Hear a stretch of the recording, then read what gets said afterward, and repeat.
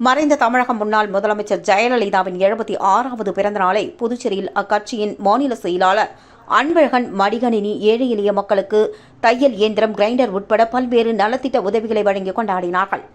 கழக பொதுச் செயலாளர் புரட்சி தமிழ்நாடு எதிர்க்கட்சித் தலைவர் முன்னாள் முதலமைச்சருமான எடப்பாடியார் ஆணைக்கிணங்க மறைந்த அஇஅதிமுக பொதுச் செயலாளர் மற்றும் முன்னாள் தமிழக முதல்வர் ஜெயலலிதாவின் 76வது பிறந்த நாளை முன்னிட்டு புதுச்சேரி மாநில அக்கட்சியின் சார்பில் மாநில கழக செயலாளர் அன்பழகன் தலைமையில் கழக அவைத்தலைவர் அன்பானந்தம், புரட்சித் தலைவி பேரவை செயலாளரும் முன்னாள் சட்டமன்ற உறுப்பினருமான பாஸ்கர் ஆகியோர் முன்னிலையில் உப்பளம் டாக்டர் அம்பேத்கர் சாலையில் உள்ள தலைமை கழகத்தில் கழக கொடியேற்றி பட்டாசு வெடித்து அலங்கரித்து வைக்கப்பட்டிருந்த ஜெயலலிதாவின் திருவுருவப்படத்திற்கும் புரட்சித் தலைவர் எம்ஜிஆரின் திருவுருவ சிலைக்கும் மாலை அணிவித்து மரியாதை செலுத்தி இனிப்பு வழங்கி கொண்டாடினார்கள்.